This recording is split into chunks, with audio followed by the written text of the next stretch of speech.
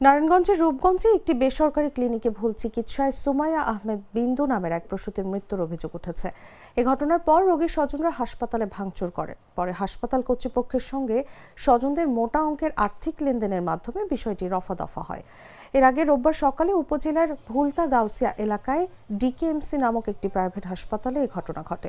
রোগীর স্বজনদের দাবি, ভুল চিকিৎসায় রোগী মারা গেছে, আর হাসপাতাল কর্তৃপক্ষের দাবি, শুয়ে থাকা অবস্থায় রোগীকে খাবার খাওয়ানোয় শ্বাসনালীতে খাবার ঢুকে এমনটি ঘটেছে।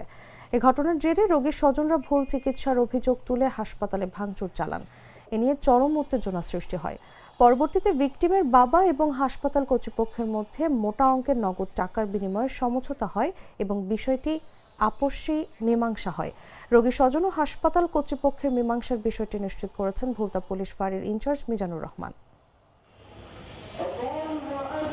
সিজারের সময় কোনো সমস্যা হয় নাই এবং আমরা পরের দিন সকালে যে রাউন্ড দিই তখনও রুগীর কোনো কমপ্লেন ছিল না।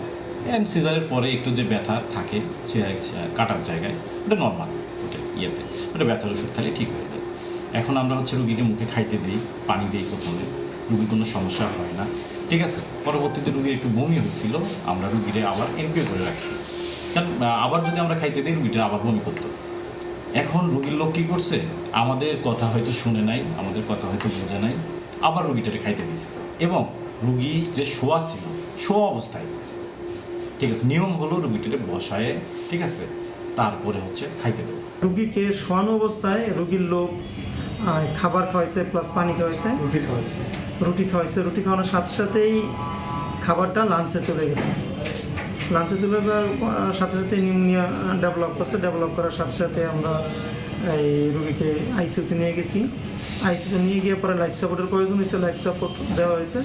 রবিবার ভোরে রুগীটা মারা গেছে।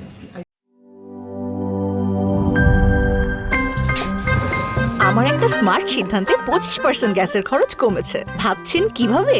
সাধারণ গ্যাস স্টোভ বদলে আমি এনেছি আরএফএল গ্যাস স্টোভ। এর সাইন্টিফিক নজল ও ব্রাস বার্নার ক্যাপ সমানভাবে তাপ ছড়িয়ে রান্না করে দ্রুত, তাই গ্যাসও বাঁচায় 25%, টাকাও বাঁচে 25%। আরএফএল গ্যাস স্টোভ নিরাপদ ও গ্যাস সাশ্রয়ী।